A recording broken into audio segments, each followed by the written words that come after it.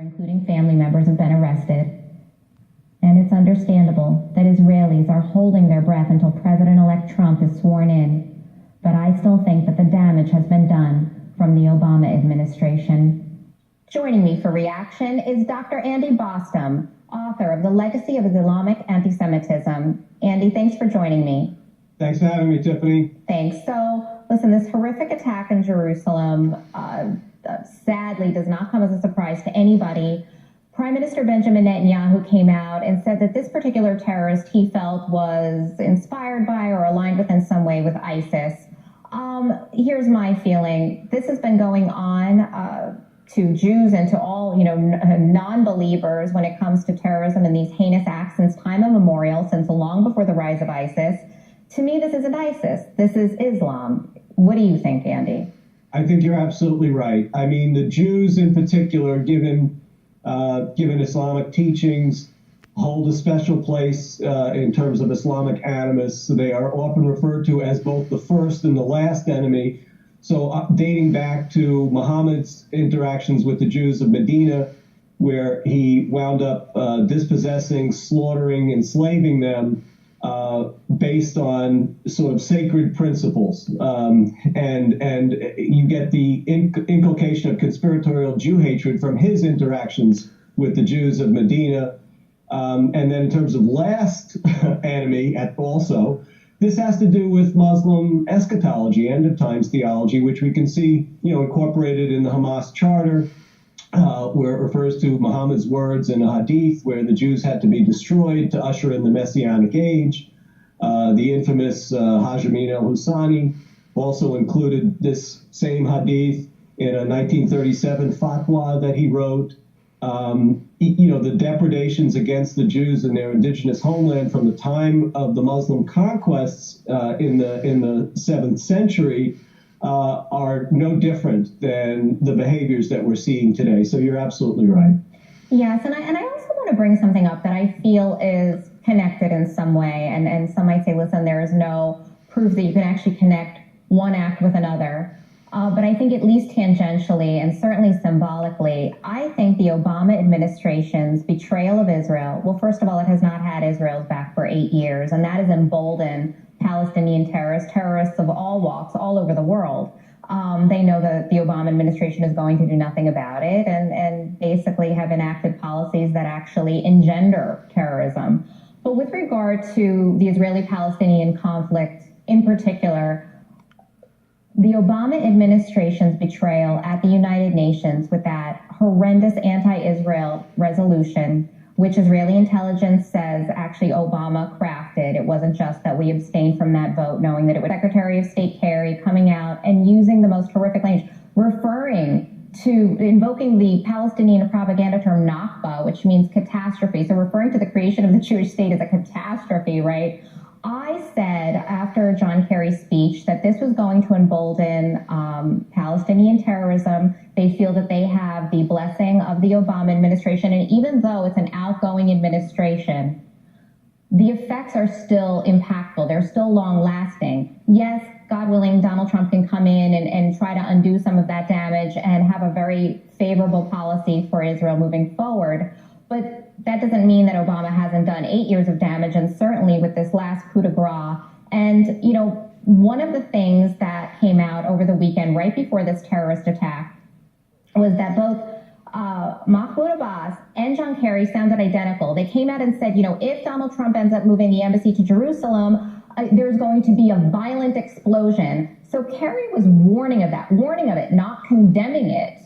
Mm-hmm. And then literally this happens, but moments later. So, and then I read reports that this terrorist who carried out the truck attack said, he was upset because, the embassy was going to be moved to Jerusalem. So in my opinion, the Obama administration certainly created an environment where this attack, not that they need excuses, because again, they've been doing this since time immemorial, but I don't think it helped by any means to have Obama and Kerry basically warn of this kind of violence rather than condemn it, and of course set the stage for these types of attacks and to embolden these terrorists. Well, I absolutely agree with you, but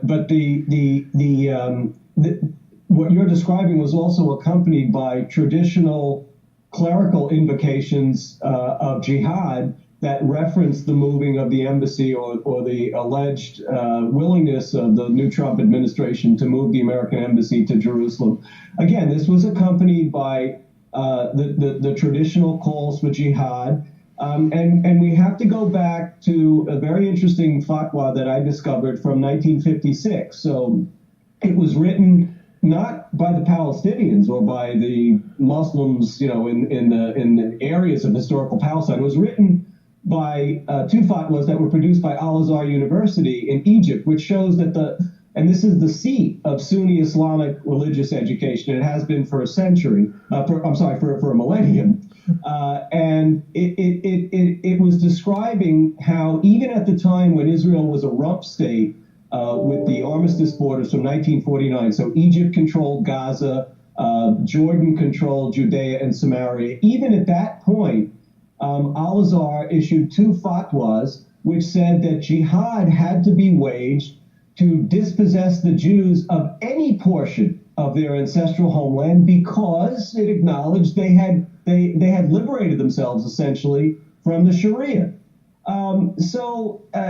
It's obviously the Temple Mount it includes that territory, and this is the religious imprimatur that is given to all these acts of violence, that the Jews, if they're to be tolerated at all, must be returned to the jurisdiction of the Sharia, of Islamic law, and all the humiliations that accompany that, because theologically they are corrupt and evil, killers of prophets, those who wish to destroy Islam. And again, this is the core theology that animates the conflict. And if someone, even like Prime Minister Benjamin Netanyahu, is not willing to periodically remind people of that, then it's lost. And that always has to be the starting place in terms of viewing the intractability of this conflict. Well, it does, and especially for people who kind of bang on and on about a two-state solution, or who would even for a moment think that settlements, Israeli settlements, are the barrier to peace. Forget the fact that they have tried many times. They have actually uprooted settlements. They have had settlement freezes. None of that has helped. None of that has ever been accepted by any Palestinian leader. But further to that, we have a history that really predates it by, since the religion's inception, that corroborates that no matter what Israel does or concede, they're not going to be able to bring about peace, because you need to have willing partners in peace. And if they are really adhering to Islam, that's just not possible.